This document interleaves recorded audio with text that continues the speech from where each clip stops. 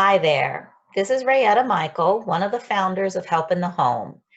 I started Help in the Home with my business partner, colleague, and friend, Stacy Derrick, more than 12 years ago in Rockville, Maryland. Help in the Home provides support to adults with severe mental illness and autism spectrum disorder. We support clients in two ways. We have a supported living option in Rockville, Maryland, where clients live in a community with other adults who also have a severe mental illness and receive up to 24/7 support in addition to individual support.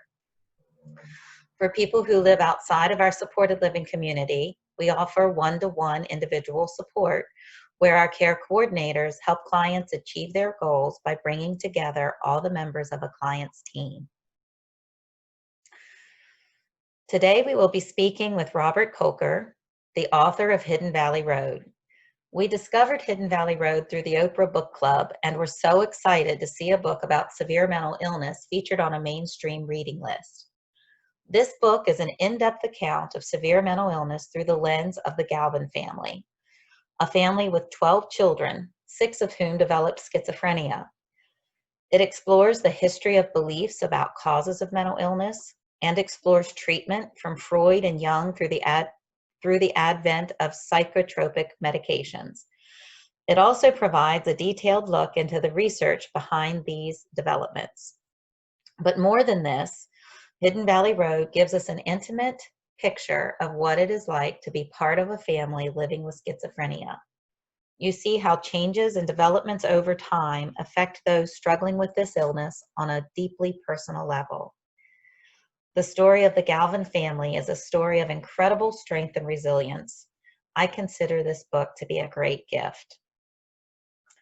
Robert Kolker is the author of Hidden Valley Road, an instant #1 New York Times bestseller, published by Doubleday in April of 2020. He is also the author of the bestseller Lost Girls. It was named one of the New York Times 100 Notable Books and one of Publishers Weekly's top 10 books of 2014. As a journalist, his work has appeared in New York Magazine, Bloomberg Businessweek, the New York Times Magazine, Wired, GQ, Oprah, and Men's Journal. He is a recipient of the Harry Frank Guggenheim 2011 Excellence in Criminal Justice Reporting Award from the John Jay College of Criminal Justice in New York. He lives in Brooklyn with his family. So you are about to see a conversation with Robert Kolker, me, Stacy, and Shannon Harris of Harris Consulting Solutions. Shannon is our outreach representative. She created this opportunity for us, starting with recommending I read Hidden Valley Road. Throughout this interview, you will hear the mention of several advocacy groups, including Treatment Advocacy Center, LEAP, and NAMI. We hope this interview will inspire you to research these groups and become more involved with their advocacy work. Hey, Hello. Bob. How you doing? Good. How are you? Good. Nice to be in touch with you. Definitely. Thanks so much for agreeing to meet with us and ask some questions that we have about your book. We're super excited. So this is, I know that you and I have been in email communication, Bob, but this is Rayetta and Stacy, and they are co-owners of Help in the Home. So I'll let them kind of introduce themselves real quick to you. Hello. Hi there, Bob. I'm Rayetta. Hi. I just have to say, I'm really nervous. Me too. I'm nervous too. I was all excited about, meeting and getting to know you and doing the interview and just really, really honored. And then the idea that we're recording it is just like, so. Well, I definitely showered. Bear with me. I showered too. Yay! And put on pants. And put on pants. This is true. I have definitely been not wearing pants every day. Yeah, I've been doing a lot of book events where it's me in conversation with one other person. So I'm kind of accustomed to it. But it's nice that this is, even if this goes up on the website, it's clear that it's a conversation. It's not, we're not like on stage really necessarily. Understood. Tell me more about Help in the Home. Before we get into the book, I'd just love to get a little background on your group. So Stacy and I worked together for 6 years in a psychiatric residential PRP. And after, I mean, we worked very, very well together. And then in 2008, whenever there were some big changes going on, we had people that we worked with that were very near and dear to us that didn't have a place to go because their program was being shut down. And that really was the birth of Help in the Home. We became the bookends to to provide more support and also less support for people that couldn't get their needs met in your standard psychiatric residential treatment program. And so Stacy and I have been life partners. We see each other more than we see our husbands and families since we started Help in the Home a little more than 12 years ago in 2008. So, but we support people that have severe mental illness. So schizophrenia, very much like the Galvin brothers. So it's a great space that you guys occupy, because I guess what most people understand about this is that you go from jail to home, or jail to home to the street, to jail to home to the street, and that there's no, for many people, there are fewer options. But since the book came out, when I talk to doctors and other people in healthcare, they say that there is more of an emphasis on supporting families than there used to be, and that sounds like part of what you're doing is understanding that it's not just about the patient, it's about an environment that actually stabilizes everything for everyone.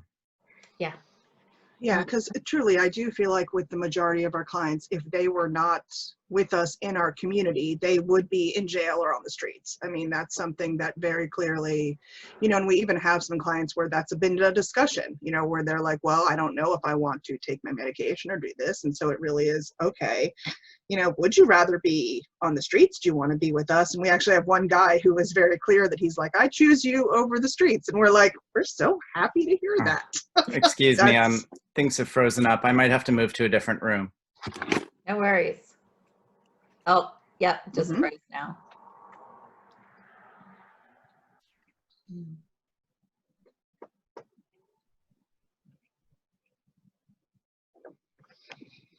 Oh, you're back?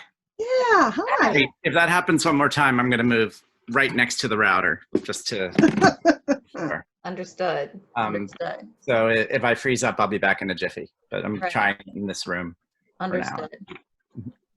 And the other piece is we, as care coordinators, we really are doing what Mimi did and what Lindsay was doing. We're stepping in to relieve the families from that, just what has to be done all the time. And we can have connections. It's interesting how the treatment providers will often communicate with us in different ways. Families. And we can be heard and be advocates in that way. Yeah, I was going to say, I think that's a big piece, is sort of the advocacy and the teaming piece that we can do to really work with people, just so families aren't on their own. Even if there is perhaps a client who is more resistant, we can still support the family, so they're just not by themselves. That's great. That's amazing, and much needed, I'm sure. Is there? Sorry if you said this already. Is there a residential piece of your program? Is there housing and for folks, or is I have something here. Let me see if I can.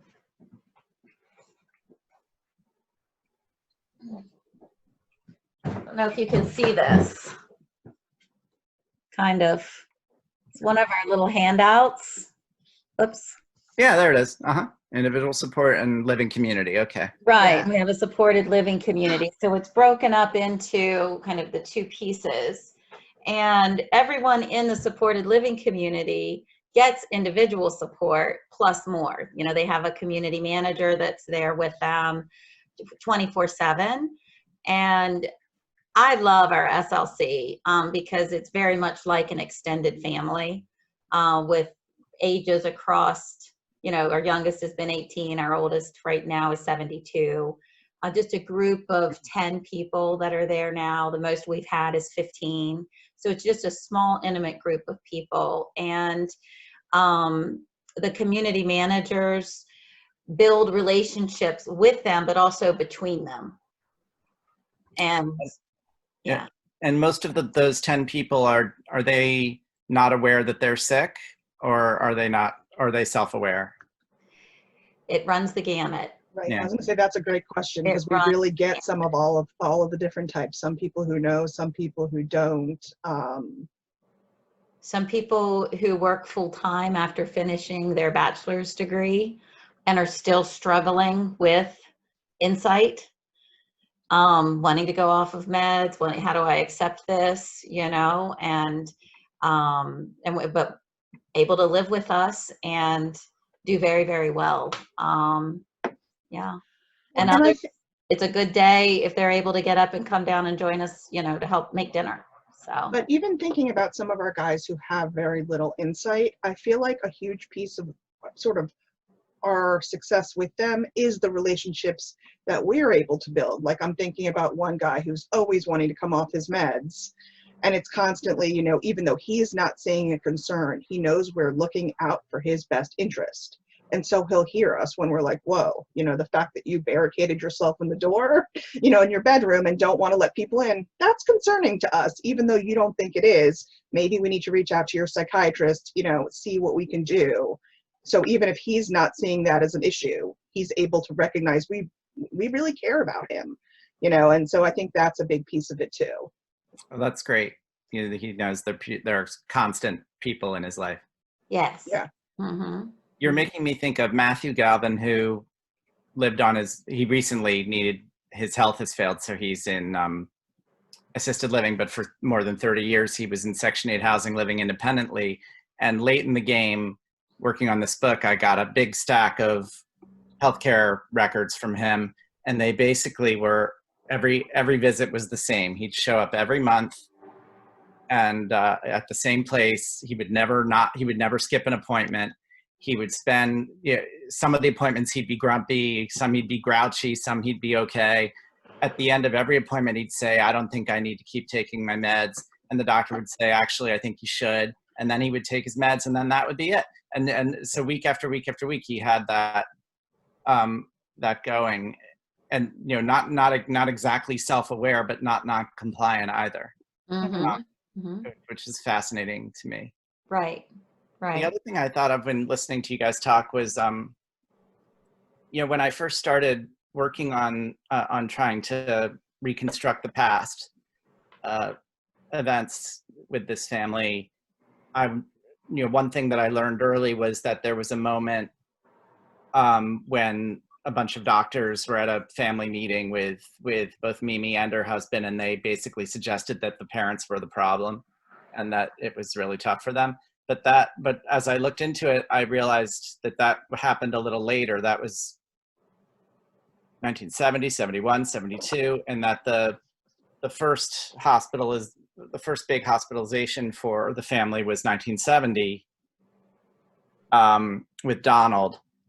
And so, and things were bad with him for many years before that. His first issues at college were more like 1965. So there was 5 years there where they were really surfing a wave of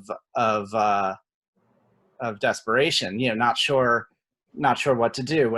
You know, do they just send their son to an institution and walk away? Do they take him home? Do they try to keep him in college? You see them in the book sort of desperately shopping for a medical opinion that will be favorable to Donald so that his whole life isn't ruined and that he continues to have an education.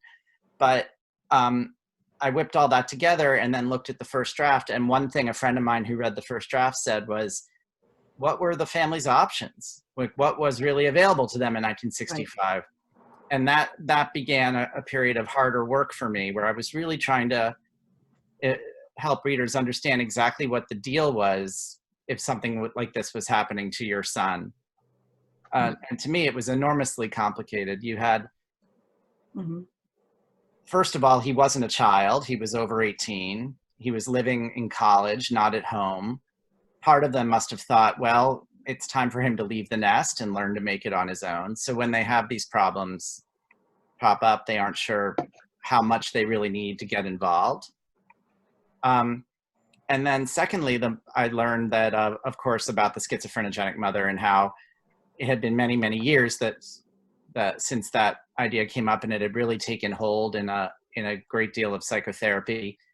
I later learned, and this was very valuable, that Denver was a hotbed of that kind of psychotherapeutic thinking, the same kind of approaches that were at Chestnut Lodge, which I wrote a lot about earlier in the book. That there were, so if they were to go the psychoanalytic route, they would have run straight into that issue. So that really wasn't much of an option for them. And then I looked into Pueblo, to the state hospital, which was coming out of a really crummy period. You know, the early 60s, there was a huge scandal for them. They had this big report that was front page news about all these horrible things happening there. Plus, by the late 60s, state hospitals like Pueblo were all downsizing because of the Kennedy legislation. So that the current thinking was, let's shrink these hospitals and not put people away.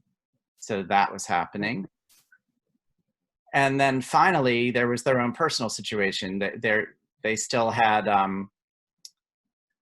the family still had healthcare coverage because Don was military, and Donald was a college student.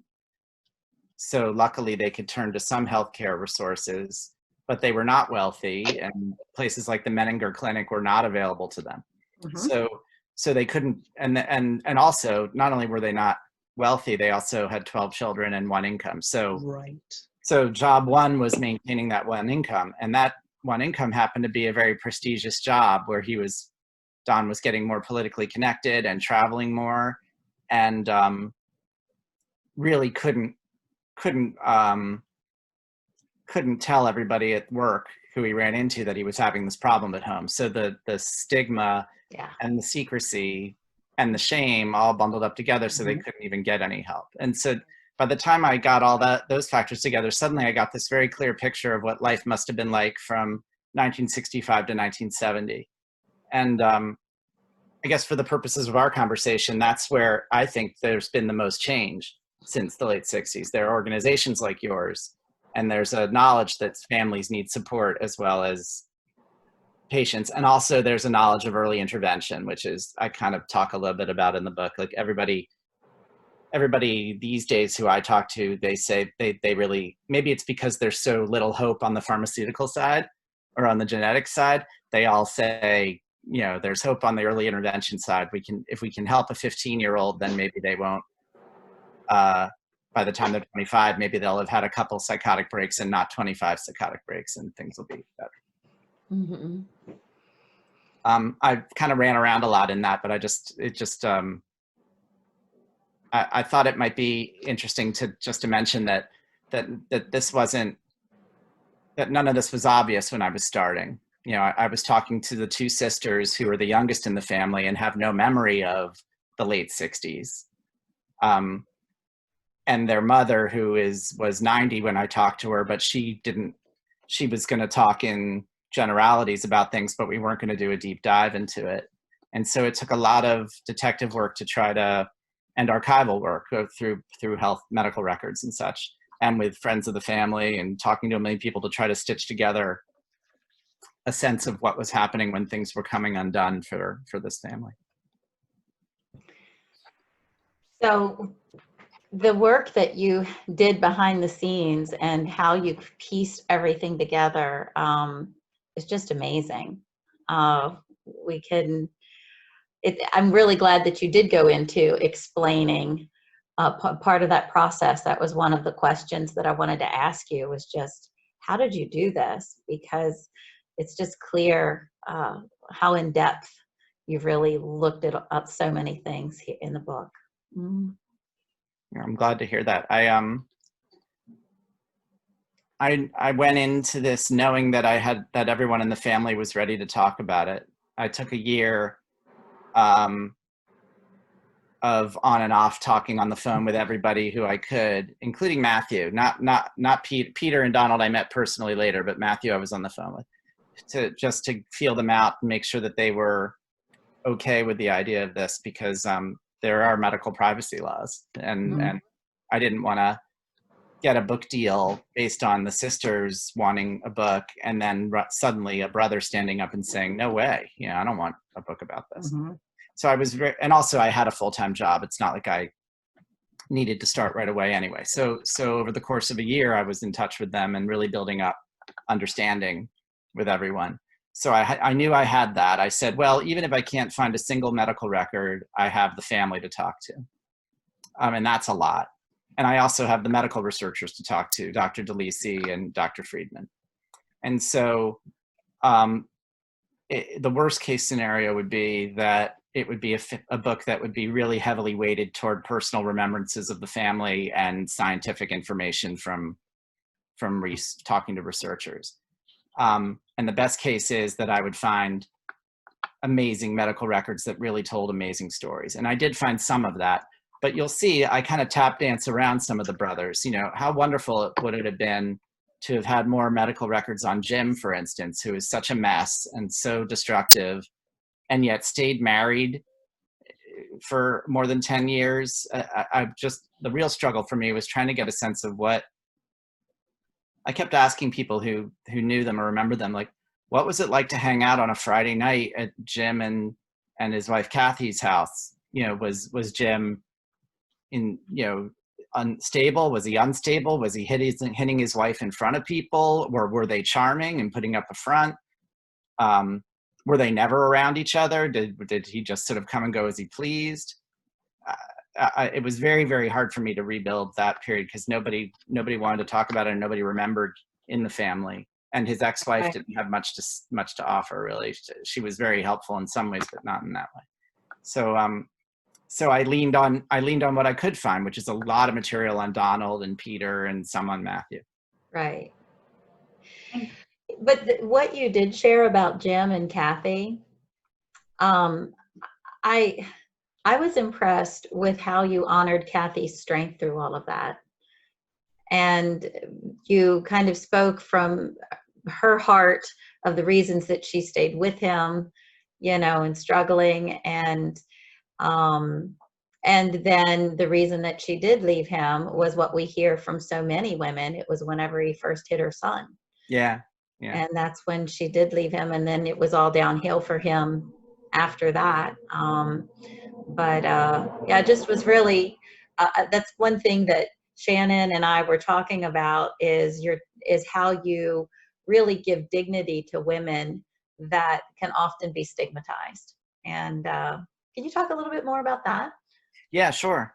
I hadn't thought about it with regard to Kathy, but it's true. I mean, I think that the pivot for her was that she early on, the way that she put it was, yes, he was, he hit me and he drank all the time, but at the same time, he was really hurting himself. He was jumping into lakes and hitting his head against walls, and so part of me pitied him, felt sorry for him, and it made me wonder if he was able to get outpatient help at Pikes Peak for a number of years, like an injectable or something like that, if maybe she didn't just decide for a number of years there that his big problem was alcohol and that the mental health thing was under control, and we could kind of put that in the background. Of course, she didn't know about the sexual abuse that was going on. But with Mimi, I thought about it a lot because I really, forgetting for the moment about the whole schizophrenogenic mother idea, I do feel like mothers really, really take it on the chin in family stories, both fiction and nonfiction. There's a lot of like, well, you know, clearly the mother did a number on that kid, you know, and they become sort of the solution of the mystery. The reasons why things were so messed up is because of the mother. And I was very wary of that.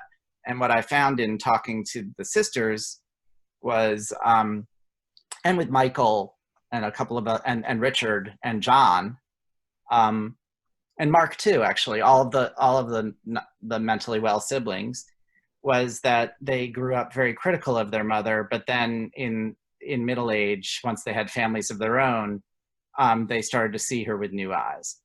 And so I thought, how great would it be to be able to tell that story over many, many years, to have a part one that's perhaps a little hard on Mimi, and a part two where you start to grow up with the children and have a little more perspective about her. And then also see a lot of people deal differently with her. I mean, Lindsay forgives her and ministers to her minute to minute before she dies. Margaret reaches a moment of peace with her mother, but maintains a distance. You know, she's there for many, many days caring for her mother, but she doesn't feel a need to be there all the time. And she still feels like a little more of an outsider. And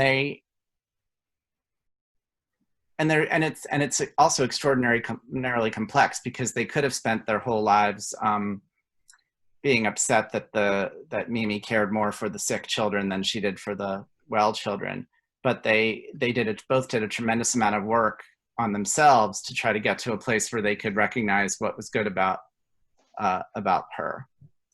And then she of course had science on her side. You know, by the end, it's clear that she's a hero for having kept the family together at all, or else the family never would have been studied. That everybody would have been cast to the winds, because once her husband got sick, it was on her to keep them all together.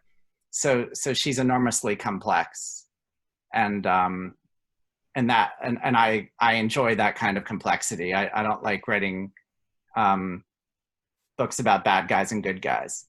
My previous book is a serial killer book, and there's no serial killer in it, and so even he gets ignored. You know, he's obviously a bad guy, but I barely even mention him in the book. I'm talking about everybody else and how complicated they are. So that's a little where I come from. And I think and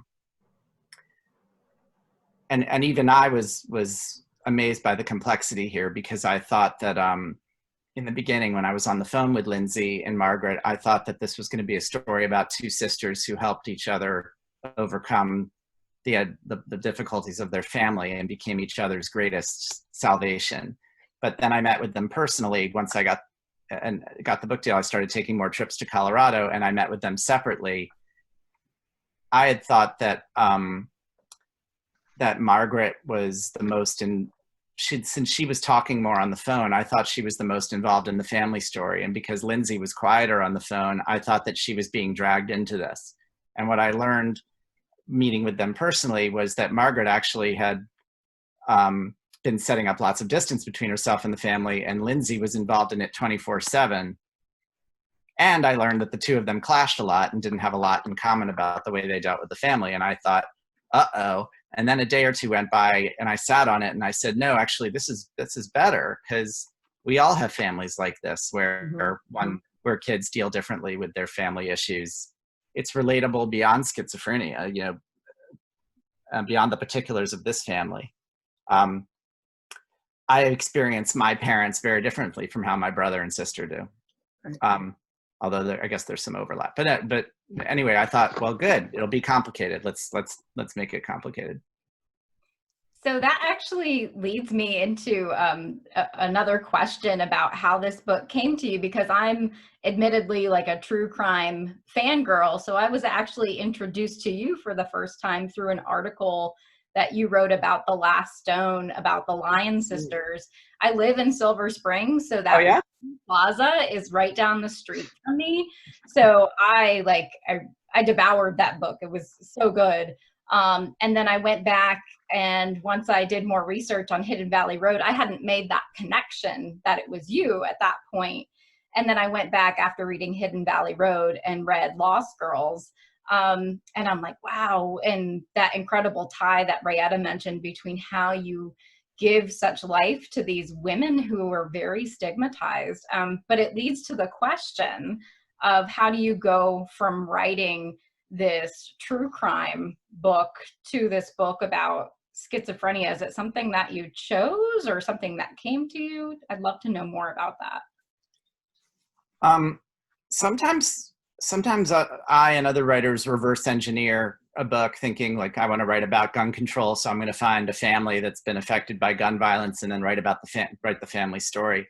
But this was not the case here. I did not decide to write about schizophrenia. My editor, a longtime editor of mine at New York Magazine, went to Hotchkiss with Lindsay, and they actually were boyfriend girlfriend at Hotchkiss, and then he stayed in touch with the family over the years and met Margaret too. And so while Lindsay wasn't inclined to tell anybody at Hotchkiss about her family, over the years he kind of got the gist. And then one day 5 years ago, she came through New York with Kate, who is in the ending of the book, her daughter. I think it was when Dr. Friedman was being celebrated for choline at a conference in New York. So it was like 2016 or so. And Lindsay said, my sister has been thinking for decades about trying to write a memoir, and she and I have talked about trying to write something together. And finally, we both have decided it's too big to be a memoir. And do you know of any journalist who'd be interested in it? And he knew, he edited the magazine story that became Lost Girls, and he and I are really close. So he knew that my thing was writing about ordinary people who are caught up in something extraordinary, and writing dramatically and vividly and sensitively and non-judgmentally about people caught up in something really tough. So he thought I would be a good match for it. And he put us together on the phone. I did a conference call with Margaret and Lindsay, and then I got back to John and I said, well, this is enormous. This is sexual abuse, and it's clergy abuse, and it's schizophrenia, and it's two sisters, and it's research, and it's that. What if I just, it's so, and who knows if any of the brothers really want to be interviewed? What if they were just a way of starting a science story, a feature story for a magazine like the Times Magazine or something about a rare test case about schizophrenia, and then really interview the researchers and make that the story? And he said to me, you could do that, but he said, I just think this is so big that you could just do a book, just write a book about it all. Just write about it all. Like, if the answer is, should I write about this? The answer is yes, do it all, have it all in there. And so I kept that in mind as I went forward too. I'm from Columbia, Maryland, by the way. I grew up, my whole family's from Baltimore. And Silver Spring was where I would we got our high school paper printed. I would drive the flats down to the printer in Silver Spring and give it to them. And then the next day the paper would magically appear. But my mother, she was a psychiatric assistant at Howard County General Hospital for a long time. But her training was, when she got a master's in counseling psychology, she went to, and now I just lost the name of it. It was not Chestnut Lodge. It was a more traditional facility where she was doing rounds, and she would come back from that with a white lab coat and with a bunch of keys. And I remember asking about the keys, and she's like, well, it's a locked ward. You got to open one door and close another. And that was pretty surprising to me that my mother was involved in something like that. Right. Shepard Pratt, is that right? No. Shepard Pratt's in Baltimore. Yeah, so she did all her training in Baltimore. Okay. Yeah, we're really a Baltimore family. My parents moved back to Baltimore after I went to college. And Understood. When I finished my master's, my first year was at Chestnut Lodge. Oh, wow. So it was neat seeing that mentioned throughout. But did it seem like an unorthodox place then, or had it conventionalized in a lot of ways? In very many ways. Yeah, and it was just a few years before it closed. So it closed in '99. But it was a great experience to have been there even for a year and a half. So Yeah, in my research, I found that a kid I was friendly with in high school, that his mother was a longtime therapist there and an acolyte of Frida Fromm-Reichmann's, and a real, very much a devotee of the whole approach. And she's sitting on YouTube giving speeches about it. I had no idea any of that was near where I lived. And I actually, since the book came out, a cousin of mine said, I'm reading your book, and what used to be Chestnut Lodge is in my backyard. I can see it in my house. Uh-huh. Right, it's a development now. So, and where our supported living community is in Rockville, it's just around the corner. Oh, that's funny. Uh-huh. And Stacy lives in Germantown. So I'm pretty He's close. local, and then I live in the Eastern Panhandle of West Virginia. So, Oh, okay, cool. yeah. I'd like to go back to something that you said earlier, if we could.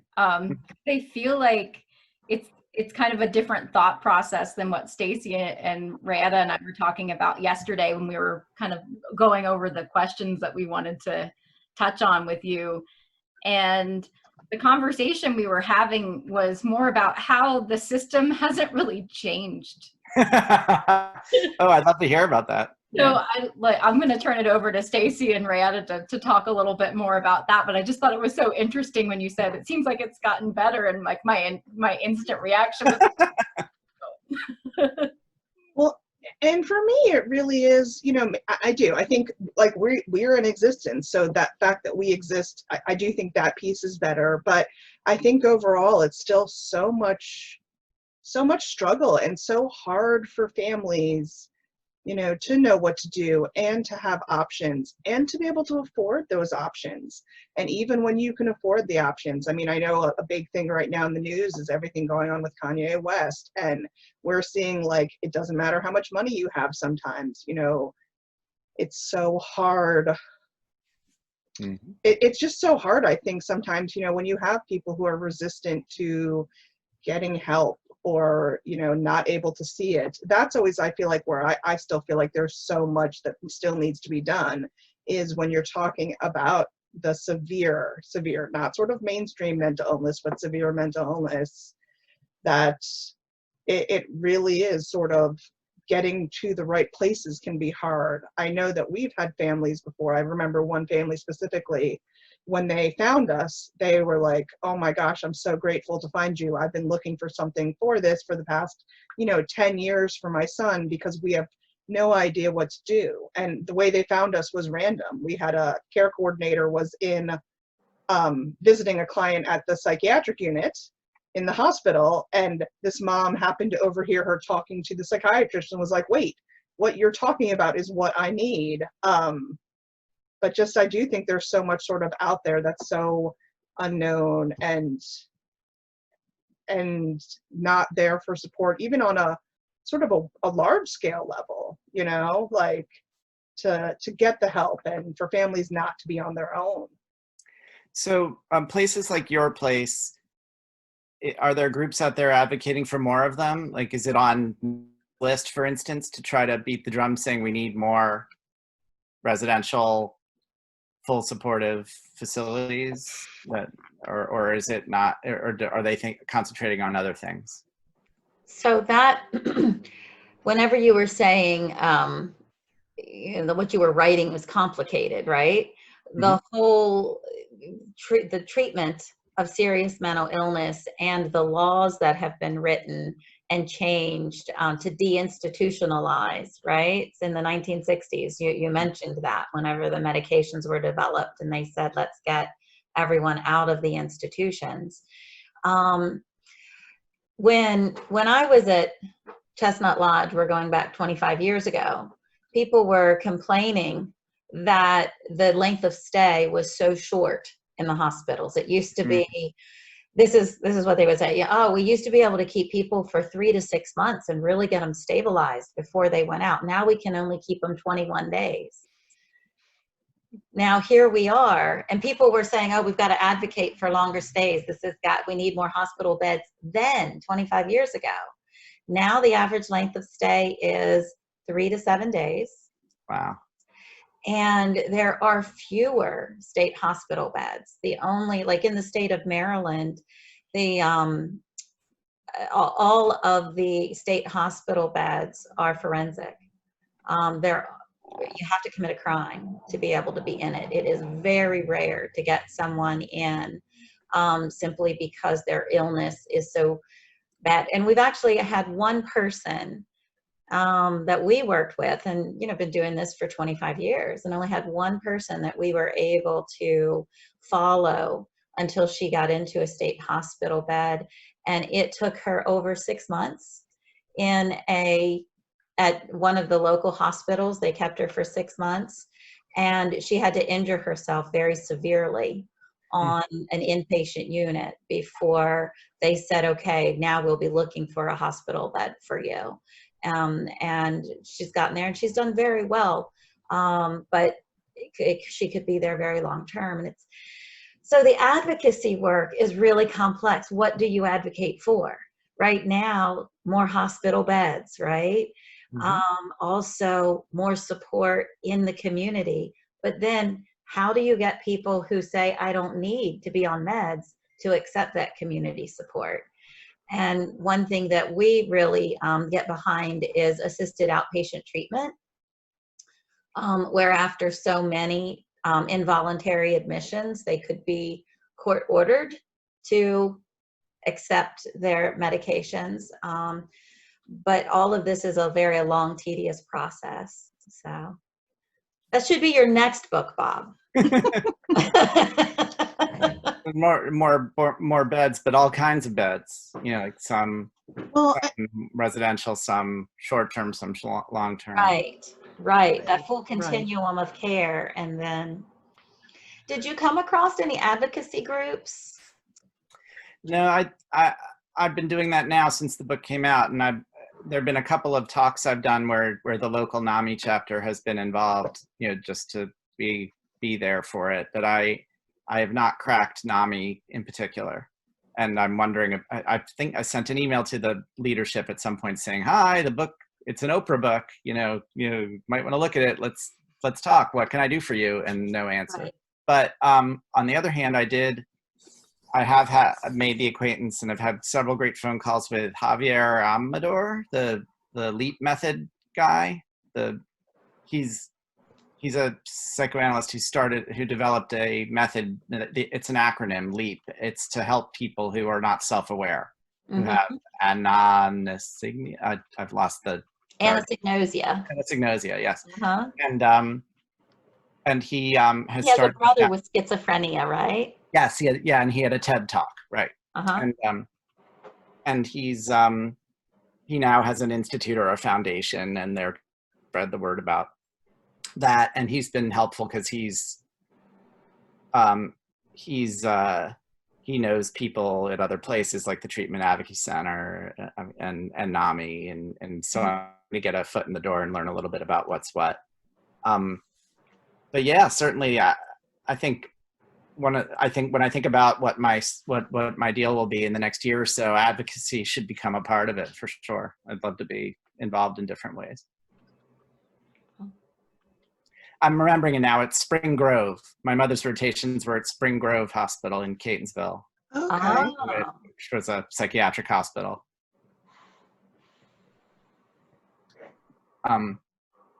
So I had so many misconceptions about schizophrenia before working on this. I really thought that the medication was like medication for depression or anxiety or bipolar disorder, that it was a game changer and that you could be mainstreamed after taking it once you were on it. And I learned it's not like that. And then I learned that the medication hadn't really changed in 40 years, that there were new medicines, but they were the same ilk as the previous ones. And then the most interesting thing to me was Dr. DeLisi being told in the late 70s or early 80s that the smart money wasn't to specialize on schizophrenia because you weren't going to get anywhere and your whole career would suffer. Like, better to choose a career where there was some potential movement, so that you could maybe have some longevity. And to me, that's very human, right? You see that in other fields. Why not in science?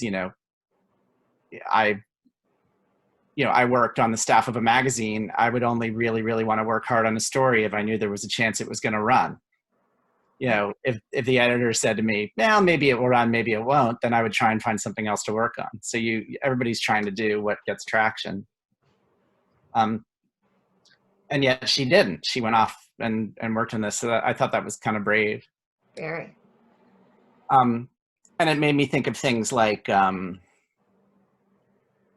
other great, some terrific nonfiction stories, like Moneyball, where, the coach is trying to do something that none of the other teams want to do, but he keeps doing it, even though even though everybody else tells him he's an idiot, and then of course it ends up paying off.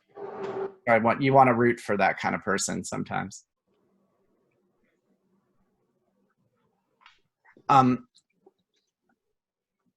When you it was something that Stacy was saying about the support piece of what you do made me think of Lindsay and Peter when she decided to take Peter in back in the late 80s and early 90s, and that she actually was like a one-person supportive housing for him, taking him to doctors, and then also going to NAMI meetings and talking about treatment of police, and then doing everything she could for him. She really seemed to be filling in that blank when one didn't exist for him. And the piece is so, she was doing it alone. Right. And it's too much for any one person to do. You need a team. A team of people to support each other at the same time as supporting someone that has so many needs. Mm-hmm. I've heard about recent studies suggesting that CBT is helpful for schizophrenia patients, not to reverse their disease, but to help them in day-to-day life and maybe with medication compliance. Does that enter into your work at all? So what we're doing is connecting people because each individual is so different. So we're connecting them with the team members and treatment providers that work for them. So we've had a number of people that do CBT, and will go through the groups and the training processes and use the skills in daily life. And it's been very, very helpful for them. It's not something we're supporting. We're supporting the clients. We're not providing the treatment. So we don't have CBT as a part of what we provide. But when we're seeing someone that is struggling in certain ways, I can't really voice what that is, we can recommend, we think CBT could be helpful here. And we found that to be the case with a few. Others, ECT. Oh, yeah. Mm-hmm. Has been helpful with that would have severe depression that's not responding. But I'll tell you, the biggest thing that we have found to be helpful across the board is relationship. And relationship with other people that are in similar experiences, as well as with support with the people that are treating them. They really, once they're feeling like they're understood and cared for and heard, compliance increases dramatically. And the other thing that we found that I think is very hopeful is how when a person stays on the medication, and that's a big if, but when they do, and there's enough supports around them to support that, we can really see the brain heal itself over time. That's amazing. Yes. And that suggests that early intervention really is crucial. That Yes. What if from the age of 15 to 16 you were on clozapine and then suddenly you didn't have a need for it after that? Right.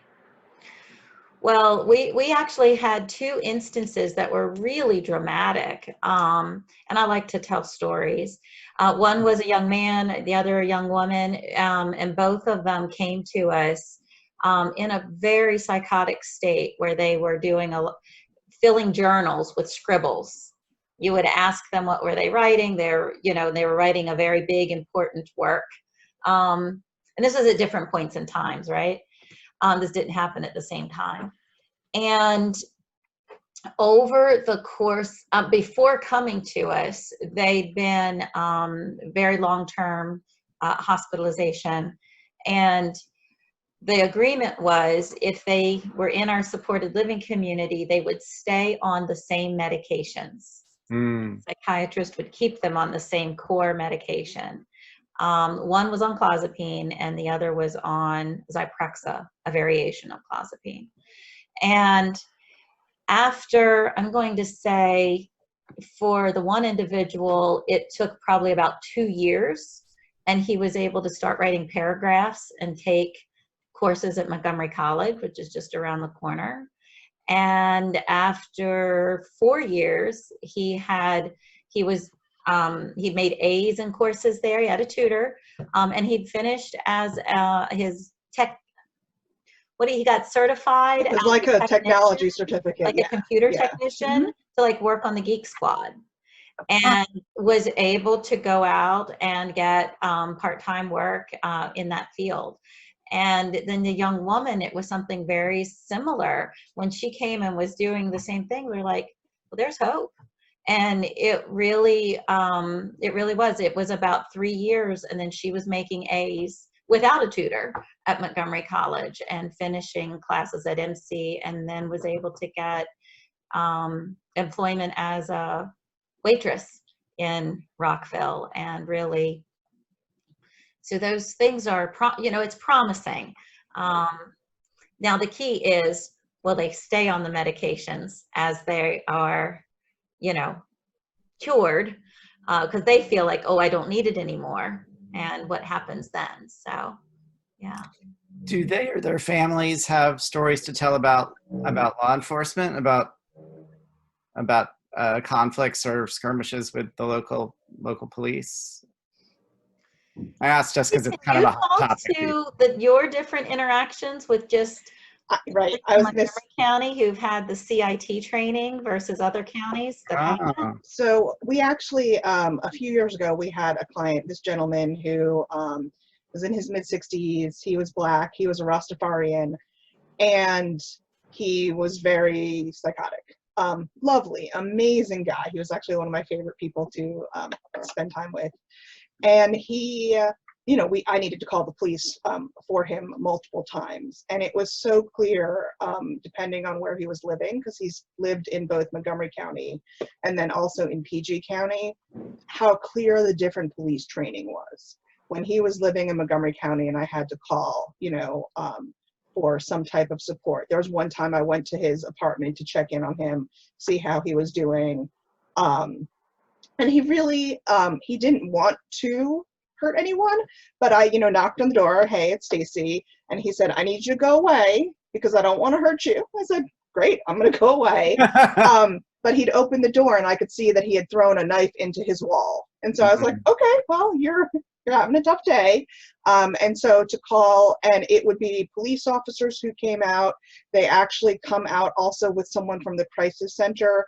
And it's a whole team of people who come, and they are really exceptional, with talking to him, with de-escalating. And then there was a time that I had to call when he'd moved to PG County. And I just felt for those officers because it was so clear that they had no idea what to do. Instead of a whole team of people, it was 2 officers who came out, and they were actually like deferring to me. They were like, what do we do? Where is he going to be dangerous? We're really worried. And I was like, if you talk to him, if you have a dialogue, like, he doesn't want to hurt people. I know he can look aggressive, and really he can be. I mean, he's very psychotic. He hadn't been on his meds, but that's not what he's wanting. But just the training and the difference was so very clear, that they had no idea. And so it was more difficult, when they put him, handcuffs on him, but when the Montgomery County people were taking him to the hospital, they also handcuffed him, but they talked through the whole thing. Hey, listen, to take you out, I need to put handcuffs. So are you okay doing that? He said, he was agreeable, versus, in PG County where it really was so much more aggressive. And I think it's because they were so scared. They really were scared. So we're big advocates for the CIT training, big advocates for this crisis intervention training for the police force. Mm-hmm. This is something I'm hoping to write about in the future, for sure, about crisis intervention teams, and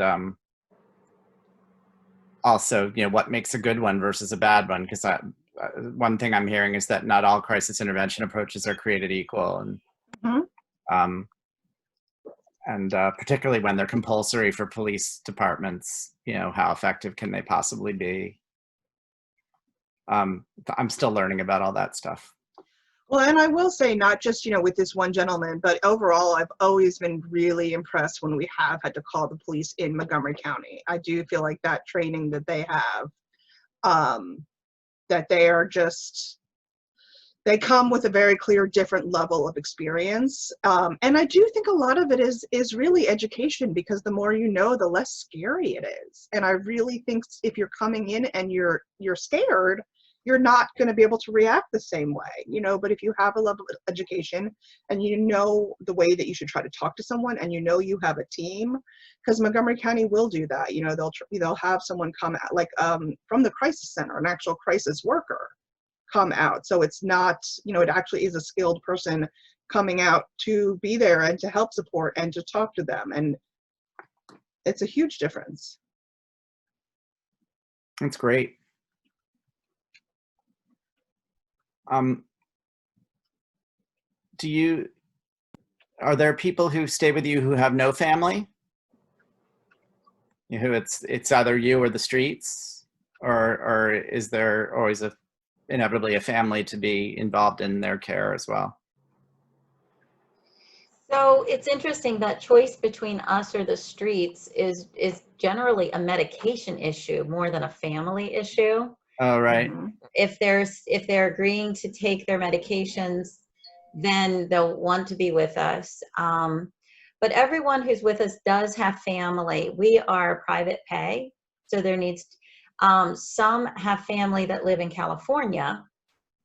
We're local, they're not local, so we're taking care of their day to day. But I think that answers your question. Does that? Yeah. Well, I was going to say, and even like, when you're talking about the family in California, like, while that person, is actually paying the bills, but that is sort of the extent of the involvement. We really are, we sort of become the family for these people. And sometimes there will be the, family interaction, but sometimes we really, it's us. We become their local family connection. And for those whose illness is more severe, sometimes it takes away their family interactions. The paranoia will be directed at their family, or their delusions could be directed towards their family, and they just don't want to have it. Wouldn't be safe for them to have interactions with their family. But yet the family, and those are the families I've been most impressed with, how they're still there, they're caring, they want to see that their needs are met, and yet at the same time, the illness has robbed any kind of reciprocity. There was a halfway house in Colorado Springs called CARES, another acronym, that Peter and maybe one of the other brothers went in and out of from time to time. And Mimi, the mother, knew them and they knew her. I wasn't able to learn a lot. It makes me wonder how different they were from a place like yours, what the 1970s version of help in the home was and what it wasn't. I do hope in a general sense that this book prompts a discussion of what's changed and what hasn't changed. Right. To that extent, perhaps it's valuable to people who are going through it now, whether it's family members or others. Most of the mail I'm getting is from people who are looking at it from the rearview mirror of, I'm in my 70s and when I was in my 20s, my brother got sick and it changed our family's life, Right. So similar stuff to the Galvins. I haven't there are some people who are dealing with it right now, but not a lot. And I wondered if you thought the book might be useful to them in some way, and if maybe there's something I'm not seeing that's valuable for them. Well, what I'm thinking is at the end, you end on a note of hope, right? Mm-hmm. And how it's about family connection and family caring for family in spite of all the trauma and hardship that that this illness can bring into a family. And then you also have the researchers where they're still plugging away, still looking for better ways, better treatment modalities and all of that. And I think for me, the thought is, I don't know that there could be another family that had it harder than the Galvins, you know, and yet they're still there caring for each other. And that's very, very encouraging. And I think would give hope to other families that are experiencing a lot of difficulty. Yeah, I guess that's true. An extreme example can be, Mm-hmm. can maybe make someone feel a little less alone in dealing with it. Well, and that was sort of it for me, is just sort of the I don't know, not normalization, but like the humanness, you know, of like having a story to connect. Because I think that's so much of it, is everyone does feel like they're alone and they're dealing with something. And while it is all unique, there is that piece of connection. You know, I think that's really important. And also just, you know, to talk about this in a mainstream way. You know, mental illness, it is here. It is part of life. And how do people handle it? What can happen? You know, that's for me the big piece, is just that it can really make mental illness a part of mainstream dialogue. And I think that's so critical. What a huge gift you've given us. Mm-hmm. Oh, thank you. And Yes. the Galvin family to open themselves up in the way Yes. they open themselves up for this. Yeah, I mean, it was kind of a big gamble for them, for sure. And even though I think we all knew each other pretty well by the time things were getting underway, that it would have been, that they had some comfort level going through it. I think in the months before publication, some of them started to get very apprehensive, saying, wait, what did we sign on for exactly? What is this about? And certainly Oprah Winfrey gave them more peace of mind. You know, when she recognized the book, they said it, I could practically hear them all sighing with relief. Like Right. this is not going to be a problem. Yeah. And so they feel good about it, which is great. That really was my follow-up question, is what has been their response since publication? So Yeah. feeling good about You it. know, Lindsay is really she's embraced activism. She's on the board of the LEAP Foundation. Oh. And she's very interested in ways to help people who have family members who are not self-aware. She thinks that that's the big public safety issue. You know, when people are worried about the mentally ill, that if you just get past the idea, that if you just understand that they don't think they're sick, that might be helpful to you. Yeah. And Margaret's very excited about the whole self-care piece of it, about her. She thinks her journey of coming to peace with what happened in her family could be helpful to others. And she's getting lots of nice mail, so she feels good about it too. And I think I think the family members are kind of glad that Mimi isn't getting beaten up on. You know, that there certainly are some readers who say, "Why, you know, nobody should ever have that many children. How could they possibly even think of giving enough attention to people under healthy circumstances?" You know, that there's that corner of people, but then everyone else sort of sees a gray area there, which is nice. I'm really happy to continue to be a resource for you guys in any way. And Shannon, if you're whipping something up in writing and had other questions, just email me. I'll send you answers. Yeah, I'm happy to do that. Absolutely. And I just wanted to touch on your comment about kind of the hope for what this book will bring to other people. And if it's any consolation, I have been talking to a lot of therapists, both locally and nationally. That's part of what I do for Help in the Home. Oh, okay. And when I bring up this book, almost every therapist that I've talked to has said that they have it on their nightstand. So what my hope is that they read it and love it like we did, and they will recommend it to families that might be finding out for the first time that this is an issue in their family, or for families that they've been working with for a long time that have struggled, and to have this book as, like Rietta said, as a gift, have that connection to this family, and to know that they're not alone. Wow, that feels great. Thank you. That's really wonderful to hear. If you're anyone writing a big nonfiction book these days has to be ready for it to disappear the moment it's published. And so you play all sorts of games in your head saying, well, even if it does, it was worth it because I learned this and I did that and I met this person. So a lot of what's happening now feels extra to me. It feels like, wow, who knew it could actually happen this way? So each time it happens, it just feels better and better. Oh, good.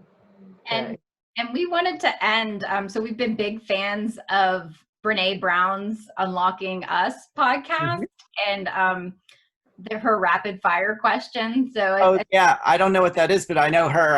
I've read one of her books and like her a lot. I didn't know she had a thing. That's okay. She just started. The Unlocking Us podcast began right as COVID shut everything down. It was very timely. And I just love the way she structures it, and these rapid fire questions at the end I thought would be fun. So, okay, cool. Do you want to ask them, Shannon, or do you want? You go for it. I think. Okay. All right. Let me look at it. So one is, what's on your nightstand? The reason why I'm on a bed is because I'm going to try and be rapid fire. Is because we're traveling right now. I'm in Cape Cod, so I brought a Kindle, and it has the current thing I'm reading is an old. It's about 20 years old. It's a big history of Hollywood called City of Nets. So it's been fun because there's there are lots of great little anecdotes about how Casablanca was made or how Double Indemnity was made, and then that stuff. So that's cool. on my nightstand. Cool. What is something people often get wrong about you? I think because the stuff I write about is so grim, they probably think that I have a big storm cloud over my head, and that it's difficult being around me in some way. Your favorite meal? Spaghetti and meatballs. One thing you are deeply grateful for right now? I think right now exactly is we were in the city for the entirety of this crisis, but we just got away to Cape Cod for a few weeks, my wife and 2 kids, and so to have a little more space and to a change of pace has been really great. Okay. The last show you've binged and loved? Oh, there've been a lot. But with the family, we just binged New Girl because we've been in COVID together. I have teenage kids, and we were trying to find something that was really long that none of us had seen. So we just watched 7 seasons of New Girl, and it was very New fun. Girl. Okay. Wow. All right. Favorite movie? Probably The Godfather. Okay. And a snapshot of an ordinary moment in your life right now that's brought you joy? It's going for jogs in the morning with my dog. The 2 of us go out usually before everybody else is awake, and that's been great. And it's felt great because normally I'm not a habitual jogger, but I've had the time and the space here to do it every day, and the dog loves it. It's really happy. That's great. Thank you so much. Sure. Yeah, this was amazing. Thank you. Thanks. I'm so grateful that we had this. This is fantastic. I'm glad to stay in touch, and in particular, if I end up writing about crisis teams, I'll let you know. But Absolutely. But anything else, I'm happy to be in touch about. All righty. Thank you so much. Thanks. Take care. Bye-bye. Bye. Do we want to stay on for a second? Yes.